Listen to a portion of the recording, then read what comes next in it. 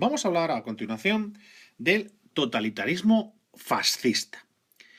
Fascismo, es una palabra de las más utilizadas a la hora de descalificar a la gente por sus ideas políticas. Se utiliza como insulto frecuentemente. Muchísima gente lo utiliza como tal. Es una palabra que es relativamente frecuente leer o escuchar en este tipo de debates tabernarios en los que se convierte Twitter cuando se habla de política, o incluso políticos actuales lo utilizan para descalificar a sus rivales. Sin embargo, muy poca gente en realidad sabe qué significa, qué fue en realidad el fascismo. Y en este screencast vamos a intentar explicarlo. Como veis en la presentación, el protagonismo del fascismo, no podemos entender el fascismo sin conocer a su líder, Benito Mussolini, que es este personaje que veis aquí. Este es Benito Mussolini, del que ahora hablaremos a continuación. Y esto que veis aquí es el símbolo del fascismo. Vamos a ver la biografía de Mussolini, vamos a hablar del nacimiento del fascismo y hablaremos de su simbología. Como decía, no podemos entender el fascismo sin entender a su fundador, porque el fascismo es una ideología política que tiene un creador concreto, el italiano Benito Mussolini. Sin entender la formación personal y política de Mussolini, es difícil de entender el fascismo. Mussolini nació en 1883 en una familia pobre. Pobre y, atención, de formación marxista. ¿Vale? En su familia el marxismo era una ideología que se tenía, pues como hoy en día la afición a un equipo de fútbol o la religión. Era algo que los distinguía. Su padre era un marxista convencido y él, por lo tanto, digamos que va a mamar marxismo, socialismo, desde la cuna. De tal manera que muy joven, como podéis ver ahí, ingresa ya en el Partido Socialista Italiano. En 1900, con 17 años, él ya está en el Partido Socialista Italiano, el Partido Marxista Italiano. ¿Vale? Ya está, el PSI. En el cual escala rápidamente. Su vehemencia, su carisma, su habilidad para los debates le permite subir rápidamente en el partido y alcanzar un puesto importante. Ni más ni menos que dirigir el diario Avanti. El diario Avanti, en aquella época, no había televisiones, los partidos políticos, para expresarse, para opinar, para posicionarse, utilizaban periódicos. Y el Avanti era el periódico del Partido Socialista. Había llegado ahí precisamente por su habilidad en los debates, por su vehemencia, por su carisma. Fue un socialista convencido, defendió a su partido en múltiples ocasiones, estuvo en problemas incluso con la policía por sus protestas contra la guerra de Libia, la guerra que hizo Italia contra Turquía para quitarle las colonias de Libia y diversas islas. Lo cual ya les digo que le causó incluso problemas con la policía. Por tanto, socialista convencido.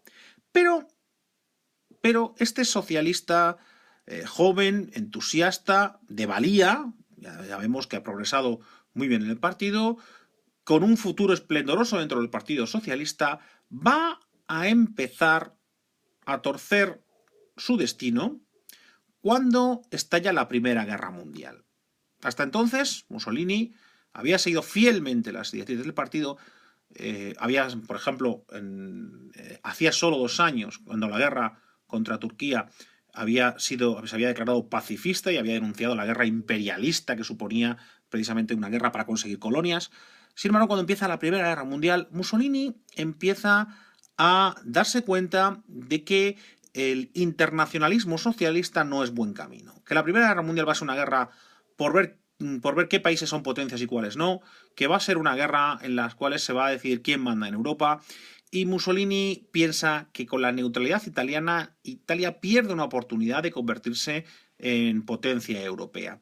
Él empieza a darse cuenta, con el estallido de la guerra, de que estas dos ideologías que habían protagonizado el siglo XIX, el nacionalismo y el socialismo, no son igual de fuertes. Él ve que los socialistas El pacifismo socialista había fracasado en la Primera Guerra Mundial, los socialistas alemanes, los socialistas franceses, los socialistas ingleses, cuando llegó el momento de luchar por la patria, lucharon por la patria. Es decir, entre nación y clase, entre ser ingleses o ser obreros, habían decidido que antes ser inglés antes que ser obrero. Entonces Mussolini se da cuenta de este hecho y empieza a pensar que se da cuenta que el nacionalismo tiene muchísima fuerza y va a empezar a apoyar la necesidad de que Italia entre en la guerra para conseguir territorios, enfrentándose al Partido Socialista Italiano, que, como el resto de partidos socialistas, en un principio se mostraban contrarios a la guerra. Así que él se enfrenta al partido y recomienda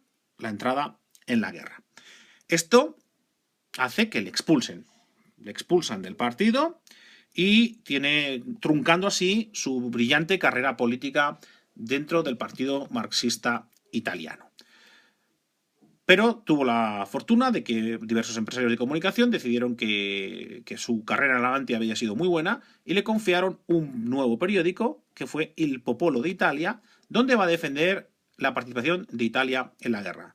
Se alista, como muchos europeos, se alista en la guerra, participa en la guerra, en el frente de los Alpes, conoce la guerra, y en la trinchera, y en las trincheras, empieza a madurar esta idea que había visto desde el principio de la guerra, que es la fuerza de estas dos ideologías, de nacionalismo y socialismo.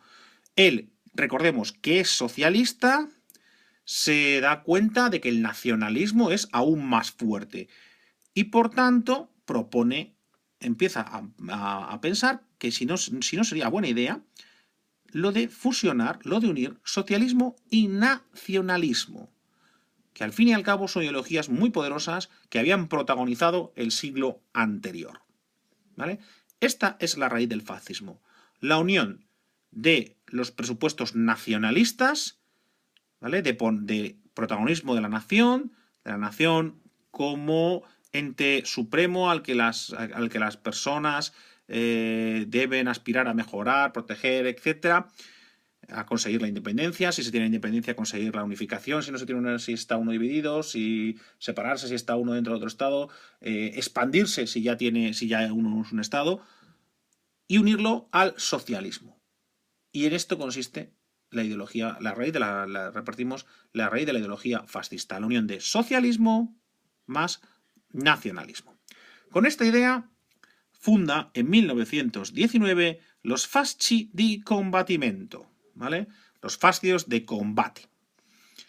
¿Quiénes se apuntan a estos fascios de combate? ¿Vale? Bueno, son personas fundamentalmente antiliberales, que están hartas que creen que la democracia parlamentaria no funciona, que está llena de políticos profesionales, de políticos corruptos, de una casta que se perpetúa con privilegios engañando al pueblo, pero a la vez anticomunistas, ¿vale? Porque ya se ha producido la revolución en Rusia, ya han llegado los bolcheviques al poder en Rusia y eso se ve como algo malo, no quieren eso tampoco, son anticomunistas. Son también anticapitalistas, ¿vale? Porque son gente humilde la mayor parte y que cree que el capitalismo es un sistema injusto. Y son ultranacionalistas. ¿Por qué? La mayor parte de ellos, de hecho, son exsoldados, excombatientes. Y aquí quiero que hagamos un inciso para que reflexionéis sobre la figura del excombatiente. Cuando termina la Primera Guerra Mundial, millones de soldados supervivientes vuelven a sus casas. Se han tirado 3-4 años combatiendo en las trincheras, pasando en unas condiciones francamente terribles. Recordemos la humedad, las ratas, la mortalidad elevadísima, los bombardeos día y noche, el peligro de muerte constante, una muerte horrible, destrozado por las bombas, acribillado por las ametralladoras, asfixiado por los gases, comido por las ratas. O sea, la vida de trinchera había sido terrible. Los italianos encima que habían hecho todo esto en medio de las montañas, con las condiciones que eso supone de frío, de hielo, de derrumbes. Lo habían pasado muy mal, habían visto morir a muchos de sus amigos, a muchos de sus compañeros, muchos en brazos, muchos al lado. Muchos habían visto reventar a sus amigos cuando caminaban juntos, cuando asaltaban juntos una trinchera o cuando simplemente esperaban agazapados a que terminase un bombardeo. Pues esta gente que lo ha pasado tan mal, termina la guerra y ¿qué se encuentra?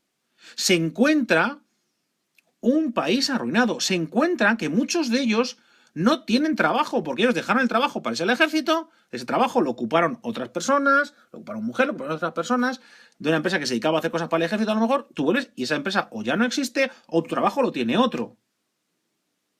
¿Y qué haces? ¿Qué haces? Te has tirado 4 años en la trinchera y cuando vuelves no tienes nada. Lo has perdido todo. Muchos han perdido su trabajo, algunos incluso la familia. ¿A cambio de qué? Tú lo has dado todo por tu patria y tu patria ¿qué te da? Tu patria no te da nada, tu patria te da la miseria. Te encuentras en el paro, te encuentras en la calle. Esta gente tiene un gran resentimiento contra los políticos a los que culpa de esto. A los que culpa de haber hecho una guerra para nada, de no haber sido capaces de haber sacado mejores cosas en la guerra, y tiene por tanto un fuerte resentimiento contra la democracia, contra los políticos profesionales, contra la gente que ha puesto al país en esta situación cuando ellos lo han dado todo. ¿Vale? Esta figura del excombatiente, recordemos, estamos hablando de millones de personas en toda Europa. ¿Vale? Y son estas personas las que van a abrazar en muchos casos movimientos radicales. Algunos acabarán en el socialismo revolucionario, en el comunismo, pero la mayor parte van a acabar en movimientos de tipo autoritario o fascista. ¿Por qué? Por el componente nacionalista. Después de 4 años luchando por la patria, se consideran con derecho a regir la patria. La patria es lo primero y ellos se consideran con derecho a opinar, porque es que han currado más que nadie por la patria. Han dado 4 años de su vida por la patria. Algunos han dado sus brazos, sus piernas, sus ojos por la patria. Entonces, estos personajes van a ser fundamentales en el éxito del fascismo y del nazismo y de otros movimientos autoritarios por Europa. Y otros movimientos autoritarios por Europa. Los fascistas tienen el fasci, significa lo siguiente. Vamos a ver la simbología fascista para analizarla. Tenemos aquí, este de aquí, es un fascio, ¿vale? Son las fasces. Las fasces. Este símbolo, el hacha, este hacha de aquí, es un símbolo romano, ¿vale? Es un símbolo de los romanos. Lo usaban los romanos, lo usaban los lictores. Era un símbolo de la República de Roma. Y cuando los cargos públicos romanos, los magistrados romanos, iban por la calle, su escolta los llevaba no como arma, sino como símbolo de la autoridad de la República. Concretamente, como un símbolo del pueblo romano. ¿Dónde se ve el simbolismo del pueblo romano? Fijaos, ¿vale? Esto es como un hacha, ¿vale? Pero el hacha, su mango, es una varilla. Vemos aquí la varilla, ¿vale? Una varilla. El hacha está con una varilla. Esa varilla, como veis, es muy finita. Si golpeamos ese hacha con esa varilla, golpeamos el hacha sujetándola por la varilla, esa varilla evidentemente va a quebrar. Sin embargo, no se rompe. ¿Por qué? Porque tenemos muchas varillas juntas, ¿vale? Tenemos muchas varillas juntas, atadas, ¿vale? Atadas por estas cintas de cuero. Y con estas varillas juntas, todos juntos, tenemos la fuerza para sostener el hacha y golpear a nuestros enemigos. Es decir, juntos podemos derrotar a los enemigos. Juntos derrotamos a los malos.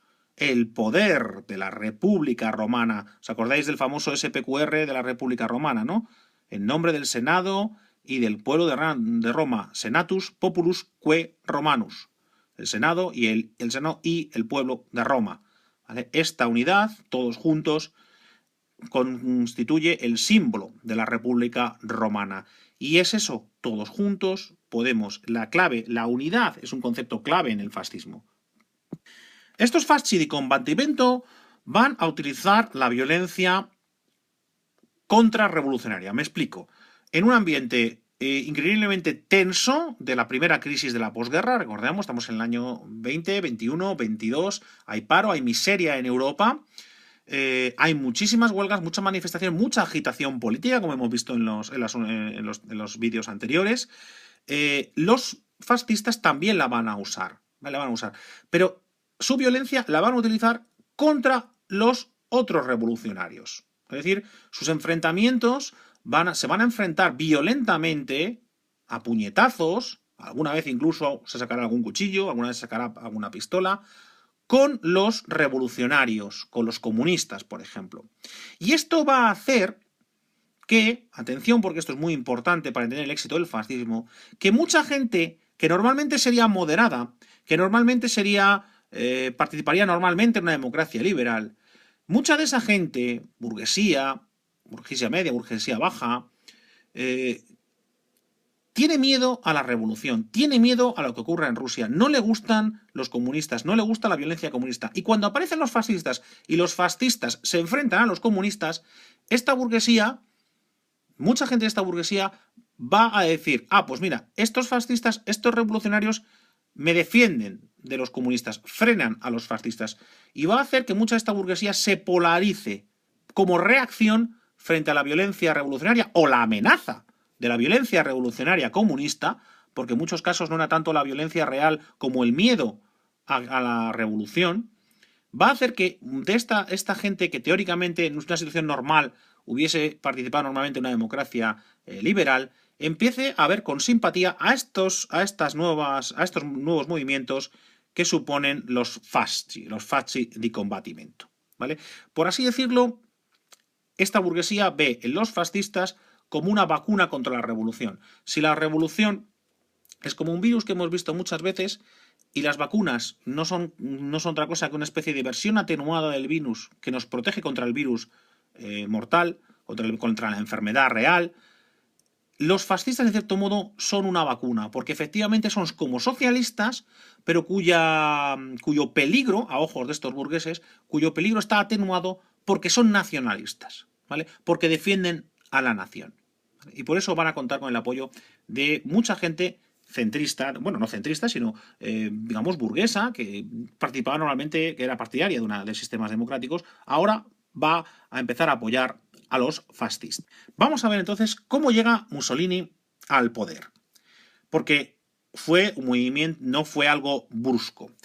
Cuando Mussolini empieza su carrera política con estos fasci di combattimento, se presenta por primera vez a las elecciones en 1921, tuvo un éxito bastante descriptible, es decir, 35 escaños, que es muy poco, ¿vale? Solo 35 escaños.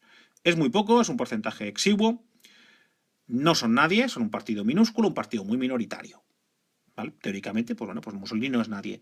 Pero Mussolini tiene una ventaja que no habían tenido otros partidos minúsculos. Y es que tener pocos escaños ya no es tan importante como en otras épocas. ¿Por qué? Porque la política, recordemos que lo hemos visto en el vídeo anterior, la política se hace ahora en la calle.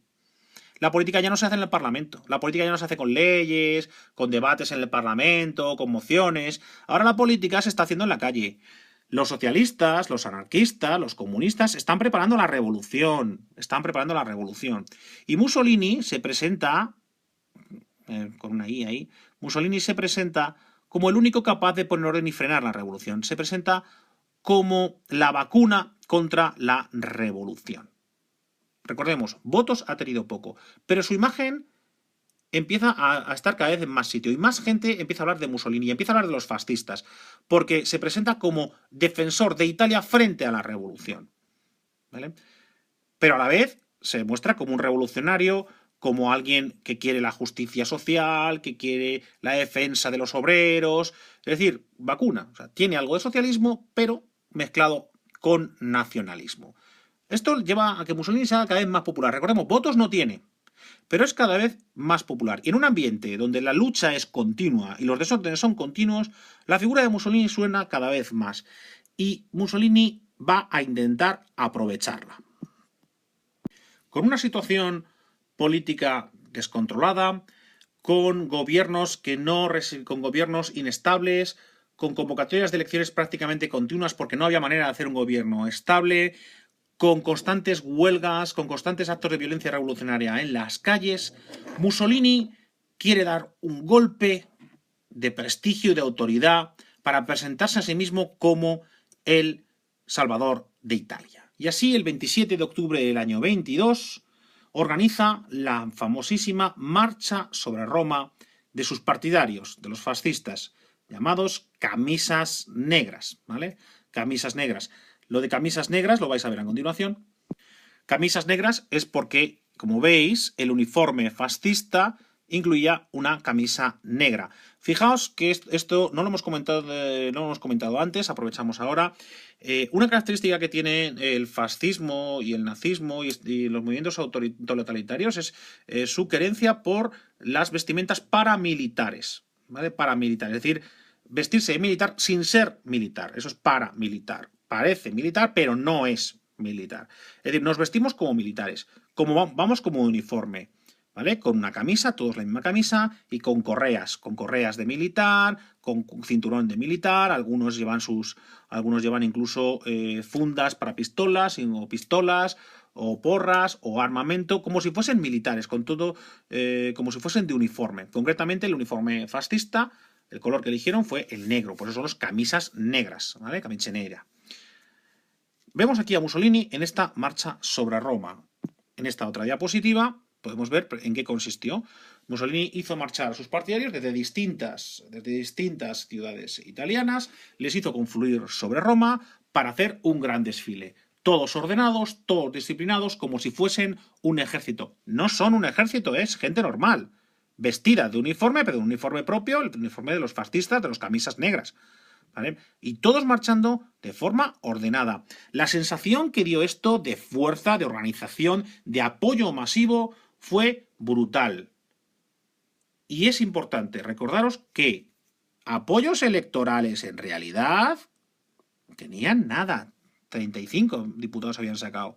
Pero se presentaron como una fuerza en auge, poderosa, que verdaderamente representaba al pueblo. La gente vio a toda esta gente moverse con este entusiasmo, tan bien organizados en un momento de caos, tan serios, tan entusiastas, con tanta energía, que empezaron a pensar que que el fascismo que el Mussolini parecía lo ideal en este momento de caos, de desorden. Parecía el caudillo adecuado. Entre la gente que pensó que quizás era así, estaba el propio rey, Víctor Manuel III, que, recordemos, tiene como rey parlamentario, tiene la potestad de proponer jefe de gobierno, y Víctor Manuel, en una situación en la cual no había manera de ponerse de acuerdo para elegir al jefe de gobierno, pues propuso que fuese Mussolini. Oye, pues este Mussolini que tiene capacidad, que tiene organización, que todo el mundo habla de él, que parece que todo el mundo está entusiasmado con él, ¿vale? Atención, fijaos, no ha tenido votos, pero sale en todas partes, todo el mundo habla de él, todo el mundo piensa que es el futuro, todo el mundo piensa que verdaderamente tiene ideas, tiene propuestas para reformar Italia, para salvar Italia, para limpiar Italia, para acabar con el desorden de Italia, para acabar con lo antiguo y traer algo nuevo que funcione. ¿Vale? Todo el mundo piensa así, a pesar de que había tenido muy poquitos votos. Y Víctor Manuel III propone a Mussolini para que sea primer ministro y ponga orden. ¿Vale? Mussolini acepta, consigue que el resto de partidos políticos le apoye, comportándose como un primer ministro democrático. ¿Vale? Aquí no se veía ninguna característica del totalitarismo, ¿vale? Se presentaba como una persona seria, ¿vale? Le veis aquí, vestido de trajeado, una persona seria que va a respetar las normas, que va a intentar gobernar bien, que tiene buenas ideas, que quiere reformar, que quiere acabar con la corrupción, que quiere acabar con la casta, que quiere reformar Italia como lo necesita, y hasta ese momento parece que simplemente que es un primer ministro normal. Gobierna en una coalición con partidos de centro-derecha que le apoyan, aunque no era de los suyos, pero bueno, el rey lo ha propuesto, parece que tiene ideas, venga, vale, le apoyamos. Y recordemos, el apoyo parlamentario que él no tiene, volvemos a recordar que él no tiene apoyo parlamentario original, que él tiene muy poquita gente a su cargo, que solo tenía entre 35 escaños. Él, para gobernar, necesita el apoyo de estos partidos de centro-derecha. Y va gobernando normalmente, pactando, dialogando con todos los partidos. Tenía que dialogar porque era muy difícil conseguir una mayoría para aprobar nada. Era muy complicado, nadie tenía mayoría absoluta, ni cerca siquiera. Entonces todo había que hacerlo a base de diálogo, a base de pactar, y Mussolini se mostró bastante hábil y consiguió ir sacando leyes, consiguió ir gobernando. Mientras, y esto es importante, las escuadras fascistas van atemorizando a la oposición, ¿vale? Recordemos que el fascismo cree en la violencia revolucionaria y la utilizan con Mussolini en el poder, Los fascistas van a ir a organizarse en escuadras, van a ir en grupos numerosos de 20, 30, van por las calles, mostrándose, exhibiéndose con sus uniformes, cantando sus himnos, y si ven un comunista, si ven una tienda o algo que tenga simbología comunista, pues entran, empiezan a molestar, empiezan a amenazar, empiezan a insultar, y en definitiva a meter miedo. Si alguien se les opone, le dan una paliza, y lo van haciendo. Y diréis, bueno, ¿y qué pasa? ¿Eso no se puede hacer? ¿La policía no interviene? Ah, amigo, es que ahí está la gracia, que la policía al fin y al cabo está controlada por el gobierno y el gobierno está en manos de Mussolini. Así que Mussolini dejó hacer a sus chicos, ¿vale? Dejó hacer a sus chicos que fuesen metiendo miedo a la población. Con lo cual mucha gente pues empezó, oye, cuidado, mejor callarse, mejor no meterse con los fascistas que son peligrosos, ¿vale? Y callarse y no oponerse a los fascistas. Y otros, mucha gente va con el que gana, va con el fuerte, y los fascistas son los fuertes, así que mucha gente preferían ser de los que pegaban a ser los pegados. Y así empezó a ganar fuerza el fascismo. Además de esto, además de hacer propaganda en las calles, Mussolini aprovechó que tenía el gobierno para preparar unas elecciones en ventaja, ¿vale? Contando con la información que tiene un gobierno, contando con las herramientas que puede tener un gobierno para hacer trampas. Y esto es lo que ocurrió. Cuando tocan nuevas elecciones, en el año 24, Mussolini desde luego se presenta para ganarlas, ¿vale? Y las gana. Entre que no lo había hecho mal, que había conseguido gobernar, pactar, que había quedado como un gobernante democrático, etcétera, no había miedo. Pero no había miedo a Mussolini. Pero sí que había a las escuadras fascistas, y mucha gente pues no quería líos, etcétera, o mucha gente tenía simpatía por los fascistas porque les defendían de los comunistas.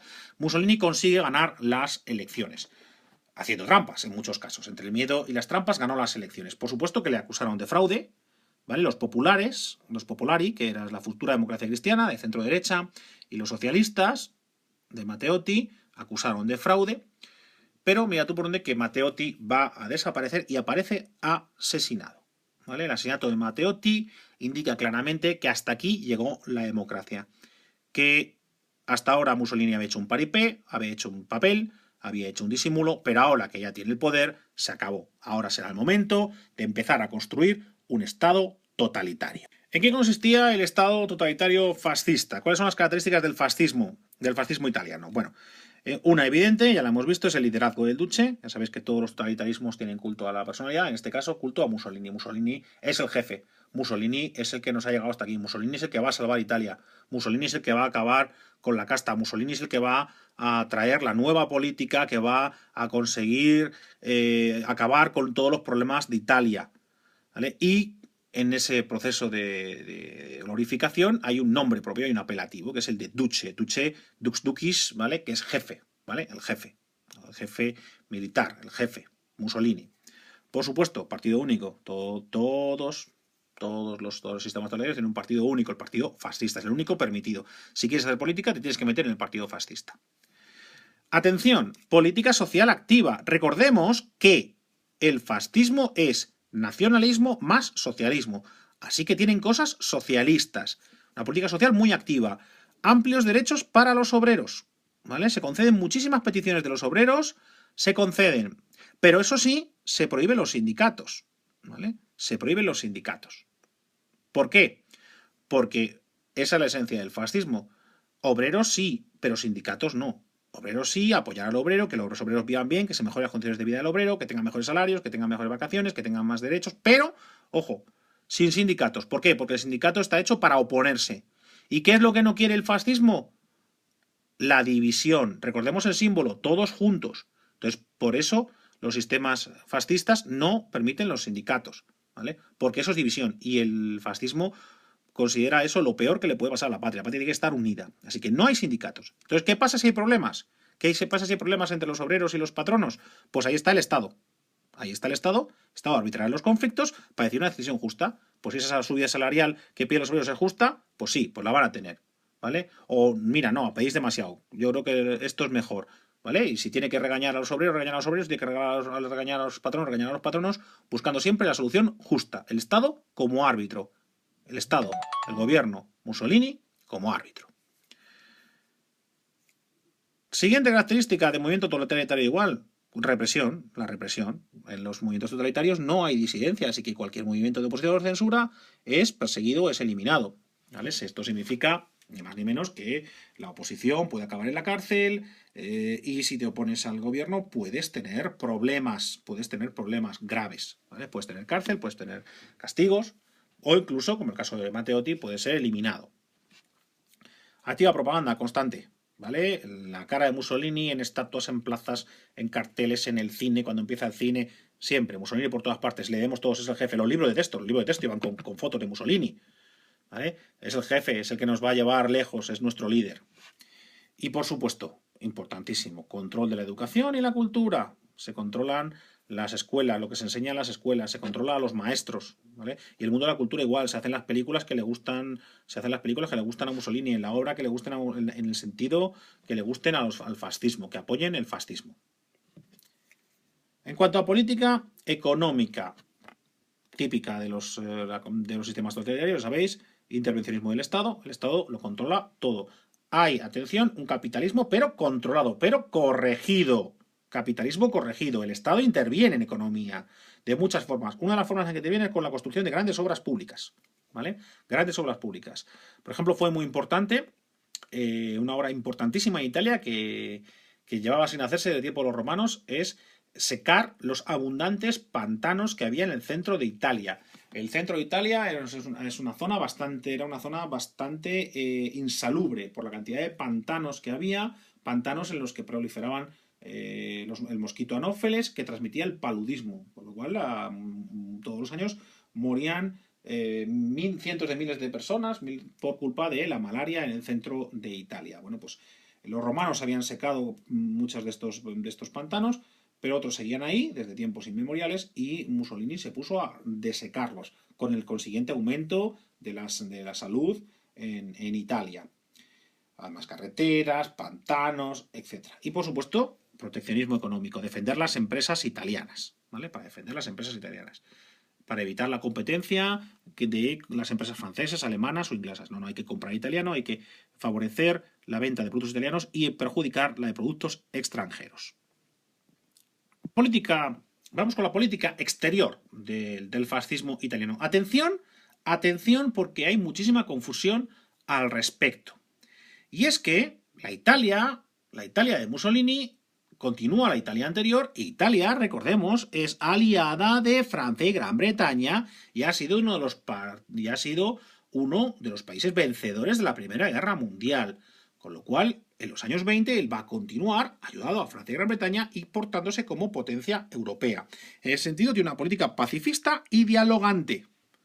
Como demostraron que fue uno de los impulsores del Pacto de Locarno de 1925, un pacto muy importante en Europa, porque acabada la crisis, los países europeos parecían querer salir adelante, hacer las paces, olvidar los problemas de la guerra y quisieron dejarlo claro en un pacto, en el Pacto de Locarno, donde los países europeos aceptaban las fronteras y prometían no volver a empezar otra guerra como la Gran Guerra, como la Primera Guerra Mundial. O, por ejemplo, la solución de un gravísimo problema que arrastraba a Italia desde el Risorgimento, desde la unificación, que es sus malas relaciones con la Iglesia. Con el Pacto de Letrán en 1927, Mussolini consigue por fin hacer las paces con la Iglesia católica, con la fórmula de darle al Papa un Estado para ser soberano, que era lo que pedían los papas. Los papas no querían ser ciudadanos italianos, los papas querían tener independencia, querían no estar sometidos al gobierno italiano, y para eso necesitaban un Estado propio. Entonces, no va a ser grande, no va a ser la ciudad de Roma, evidentemente, no va a ser los Estados pontificios, por supuesto, pero bueno, crearon un mini estado que es la Ciudad del Vaticano, que, como sabéis, funciona desde este Pacto de Letrán de 1927 como Estado independiente, lo que le permite al Papa ser independiente respecto al gobierno italiano. Aunque está en Roma, evidentemente, aunque está en Italia, sí, el gobierno, el papado, es independiente. Pero este buen rollo y esta política pacifista de diálogo va a cambiar en los años 30. ¿Por qué? Porque en los años 30 Mussolini ya considera que Italia ha afianzado su papel de potencia europea y cree que es el momento de que eso se note, y cree que es el problema de ampliar sus dominios coloniales, ampliarlos donde los tenía, en Somalia, ampliarlos en Libia, interviniendo en Albania y dejando claro que Albania era colonizando, o sea, tomando Albania como protectorado, como colonia italiana, y atención, invadiendo una nueva colonia, que es Etiopía, ¿vale? En aquellas épocas se llamaba Abisinia. Recordemos de cuando estudiamos el imperialismo que precisamente Etiopía, Abisinia en la época, era el único estado africano que había podido mantenerse independiente en la época del imperialismo. Porque el país que lo intentó conquistar, que fue Italia, fracasó estrepitosamente. ¿Vale? Había fracasado, había sido derrotado por los abisinios. Pues bien, Mussolini, cuya retórica nacionalista hablaba constantemente de reconstruir el imperio romano y de, por tanto, tenía necesidad de tener grandes extensiones de territorio, de un gran imperio colonial, pues quiso borrar esta afrenta y decidió invadir Etiopía en 1936, lo cual le ocasionó graves problemas. La invasión de Etiopía, provoca que le sancione la Sociedad de Naciones por ser una agresión a un país independiente, pues una guerra de conquista. Mussolini se enfada, piensa que no es justo, que los franceses y los ingleses han hecho lo que les ha dado la gana, se han quedado con un montón de territorios del Imperio Turco, etc., y nadie les ha dicho nada, y él cuando intenta quedarse con algo que él reclamaba como poco, porque Italia ya había intentado conquistar Abisinia antes, resulta que se enfadan con él y le castigan, así que Mussolini se enfada muchísimo y rompe con Francia y Gran Bretaña, ¿vale? Y es en ese momento, y no antes, cuando Mussolini empieza a acercarse a Hitler, cuya relación con él, por cierto, hasta entonces había sido mala, ¿vale? Hitler, de hecho, hablaba de anexionarse a Austria y Mussolini siempre dijo que nunca lo permitiría, ¿vale? Y que Alemania había que tenerla controlada. Él tenía malas relaciones con Hitler en un principio, pero a partir de que la invasión de Etiopía hace que Francia y Gran Bretaña se enfaden con él, le regañen, por así decirlo, entonces Mussolini rompe, se enfada con Francia y Gran Bretaña y busca nuevos aliados. Y ahí aparece Hitler, con el que empiezan a relacionarse a partir de la intervención de ambos en la Guerra Civil Española. Este acercamiento le lleva a permitir que finalmente Hitler se anexione Austria en el famoso Anschluss, con el cual Austria se unió al resto de Alemania, como veremos en el tema siguiente. Y finalmente, esta amistad, esta buena relación, se acaba confirmando en el Pacto de Acero de 1939 entre Alemania e Italia, ¿vale? Alianza con la que estaba en vigor cuando empieza la Segunda Guerra Mundial, pero que Mussolini no va a honrar. Cuando empieza la Segunda Guerra Mundial, Mussolini no apoyará a Hitler. No va a entrar en guerra. No será hasta el año 40, cuando Hitler está a punto de ganar la guerra definitivamente, cuando Mussolini se apunta más que nada por llegar a tiempo para poder repartirse la victoria, para apuntarse al carro ganador, con resultados trágicos para Italia y para él personalmente, como veremos en el siguiente